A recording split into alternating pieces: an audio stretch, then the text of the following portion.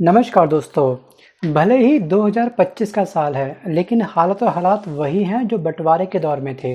मतलब कि एक धर्म दूसरे के ऊपर हावी। सोचिए, एक मंदिर जहां 45 सालों से आरती हो रही हो, भजन गूंजते हो, कीर्तन होते हो और माता रानी की पूजा होती हो सुबह शाम। और उसी मंदिर पर अचानक से वहां की सरकार के द्वारा बुलडोजर चला करके उसको धराशायी कर दिया जाए। सो गाइस, ये घटना घटित हुई है बीते कल के दिन बांग्लादेश की राजधानी ढाका के खिलखेत वाले शहर के अंदर। और उस खिलखेत में रेलवे जमीन का बहाना बना करके वहां की सरकार ने हमारे मंदिर को तोड़ दिया। मंदिर के अंदर जो मूर्तियां थी भगवान की, उन मूर्तियों को जमीन पर फेंक दिया गया। गणेश जी की सूंड तोड़ दी गई और माता रानी की आंखें फोड़ दी गई। वहाँ की आसपास की जनता है जो सुबह शाम पूजा अर्चना करने के लिए उस मंदिर में जाती थी, वहाँ की जनता ने मतलब कि उस सरकार के आगे जो बोर्डे लेके आई जो सरकार थी, वहाँ पे जो आला कमान जो जो भी लोग थे प्रशासन के, उनके आगे महिलाएं बिलखती रही, बुजुर्ग हाथ जोड़ते रहे। लेकिन प्रशासन का जवाब क्या था? ये अवैध मंदिर है। उन्होंने उन भक्तगणों की एक ना सुनी, मंदिर को तोड़ ही डाला आखिरकार। बांग्लादेश में दोस्तों अब ये घटनाएं ना काफ़ी आम हो रही हैं और संख्या मंदिर को तोड़ने की लगातार बढ़ती जा रही है। हर साल 4 से 5 मंदिर बांग्लादेश के अंदर तोड़े जाते हैं। क्यों? क्योंकि वहाँ पर हिंदू आबादी की जो संख्या है वो काफ़ी कम है। मतलब कि मेजॉरिटी यहाँ पर माइनॉरिटी के ऊपर काफ़ी भारी पड़ रही है। और 100 से ज़्यादा अल्पसंख्यक विरोधी घटनाएं अब तक दर्ज हो चुकी हैं। 100 घटनाएं। दोस्तों, ये आंकड़ा कोई छोटा मोटा आंकड़ा नहीं है। अब सवाल ये है कि क्या ये धार्मिक हिंसा है या फिर एक आस्था की हमारी एक बहुत बड़ी हत्या? और क्या भारत सरकार सिर्फ बयान दे करके रह जाएगा या फिर हम कुछ एक्शन भी लेंगे? अब इससे संबंधित इंडिया की तरफ से क्या बयान आया वो मैं अटैच करूंगा इस वीडियो के एंड में, उसको आप ध्यान से जरूर देखिएगा। अब बात करते हैं कि आखिरकार ये घटना थी क्या। एक्चुअली 45 साल पुराना एक मंदिर था, जैसे मैंने आपको बताया था। उसको रेलवे के द्वारा इसको डिमोलाइज कर दिया गया, मतलब कि इसको तोड़ दिया गया, इसका ध्वस्तीकरण कर दिया गया कहीं ना कहीं। और क्या कहा गया सरकार के द्वारा कि ये ज़मीन जो है वो रेलवे की ज़मीन है। लेकिन वहाँ की जनता ने साफ साफ ये बोला कि भैया, तोड़ने से पहले आपने नोटिस क्यों नहीं दिया? हमें तो कभी कोई नोटिस मिला नहीं। सोचिए, मतलब कि घटना के दिन महिलाएं और बुजुर्ग मंदिर के सामने तक खड़े हो गए कि भैया आपको एक काम करो, अगर बुलडोजर चलाना है तो पहले हमारे ऊपर चलाओ। ये है दोस्तों, सोचिए आस्था। लेकिन प्रशासन ने ना एक सुनी, ना आओ देखा ना ताओ, सीधे मूर्तियों को उठा करके बाहर फेंकना स्टार्ट कर दिया और पूरे मंदिर परिसर को मिट्टी में इन्होंने तब्दील कर दिया। बुलडोजर के माध्यम से हर दीवारों को तोड़ दिया गया और मूर्तियों को चादर में लपेट करके ना जो पास की जो रेलवे लाइन थी उसके किनारे फेंक दिया गया। अब रेलवे की लाइन के किनारे क्या होता है? कूड़ा करकट आपको मिलता है, वहाँ फेंक दिए गए हमारे भगवानों को। सोचिए, ये दृश्य देख करके ना आप कल्पना करके देखिएगा या फिर वीडियो में आप अटैच करो उसको देखिएगा, आपकी आंखें पक्का नम हो जाएंगी। अब सवाल ये भी है कि क्या ये घटनाएं केवल पहली बार हुई हैं बांग्लादेश के अंदर? नहीं, 2012 में, 16 में, 2021 में और अब 2025 में ये 4 बड़े साल हैं जब बांग्लादेश में हिंदू मंदिरों पर बड़े पैमाने पर हमले हुए हैं। 2021 की अगर हम बात करेंगे तो 2021 में एक नौ अखाली और एक कर्मिला में दुर्गा पूजा पंडाल लगाया गया था, उस पंडाल के ऊपर हमला हुआ था। वहीं पर 2016 में एक ब्राह्मण बारी एक जिला है, वहां पर मंदिर को जला दिया गया था। सोचिए, उसके बाद 2012 में बौद्ध मंदिरों के साथ साथ हिंदू मूर्तियों को भी निशाना बनाया गया था। मतलब कि हर साल औसतन 100 से ज़्यादा धार्मिक हिंसा की घटनाएं यहाँ पर रिकॉर्ड होती है बांग्लादेश के अंदर, और जिनमें से 20% से ज़्यादा हिंदू समुदाय के खिलाफ दर्ज की गई हैं।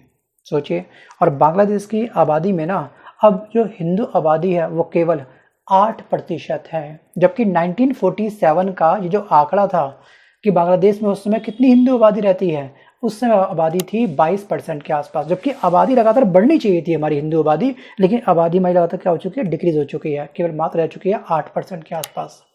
और दोस्तों, यही ना सेम सिनारियो इंडिया के अंदर भी तैयार हो रहा है।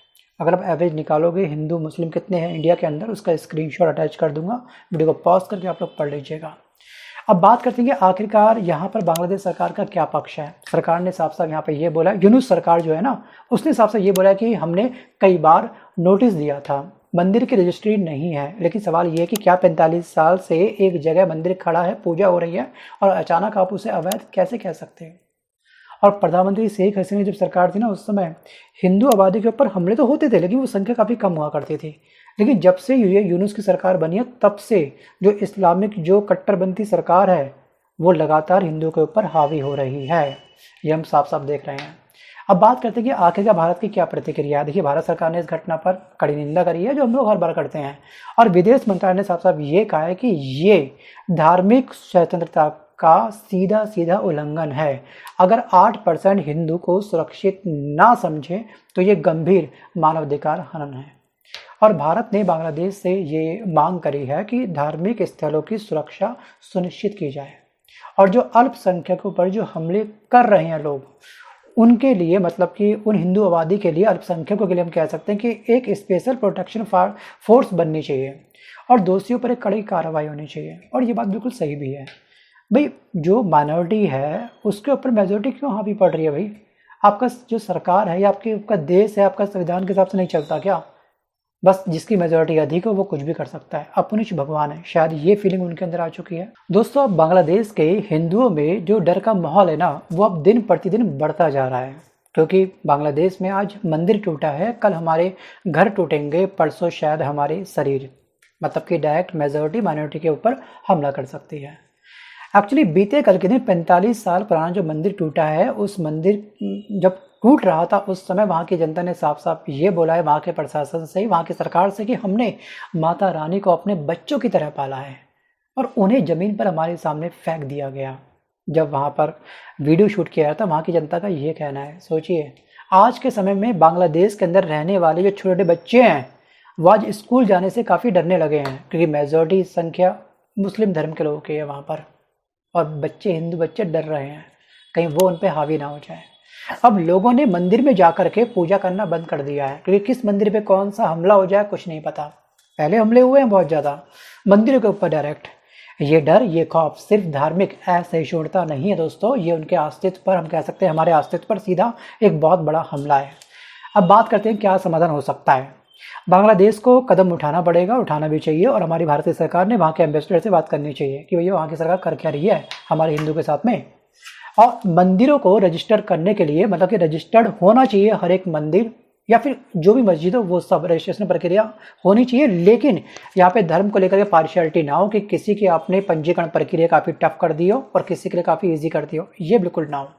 और बांग्लादेश के अंदर अल्पसंख्यक सुरक्षा आयोग की स्थापना भी होनी चाहिए और हर धर्म के लिए समान सुरक्षा नीति बनाई जाए। और सबसे जरूरी बात यह कि भारत को भी अपनी सीमा पार रहने वाली जो हिंदू आबादी है उस पर भी नज़र रखनी चाहिए कि वो वहाँ पर खुश है या फिर नहीं है, उसके ऊपर कोई अत्याचार तो नहीं हो रहा है। ये भी जिम्मेदारी है हमारी केंद्र सरकार की। अब बात करते हैं दोस्तों कि यहाँ पर इससे हमें क्या मिलता है सीखने के लिए। एक्चुअली मंदिर को गिराया जा सकता है लेकिन हमारी आस्था को नहीं। लेकिन दोस्तों ये भी सही है कि अगर हम चुप रहे तो अगली बारी किसी और मंदिर की हो सकती है। एक्चुअली ये सिर्फ बांग्लादेश का मामला नहीं है, ये हर उस देश का आईना है जहाँ पर धर्म की आड़ में राजनीति की जाती है। भाई, अन्य देशों के अंदर भी के ऊपर हमले हुए हैं, मंदिर तोड़े गए हैं, ये घटना केवल बांग्लादेश की नहीं है और हम सबको मिलकर आवाज़ उठानी चाहिए। सो गाइस, आज के इस वीडियो में बस कर इतना है और मिलता हूँ जल्द नए वीडियो के साथ में। तब तक के लिए धन्यवाद। बट आपसे मेरा एक सवाल ये है कि क्या सच में अगर आप केंद्र सरकार में होते हैं, अगर आपको कोई एक्शन लेना होता तो आप क्या एक्शन लेते? थिंक अबाउट इट, डाप में सोचिएगा, उसके बाद ही आप मुझे कमेंट करिएगा। धन्यवाद। We understand that extremists were clamoring for demolishing the Durga temple in Khilkhet, Dhaka. The interim government, instead of providing security to the temple, projected the episode as illegal land use, and they allowed the destruction of the temple today. This has resulted in damage to the deity before it was shifted.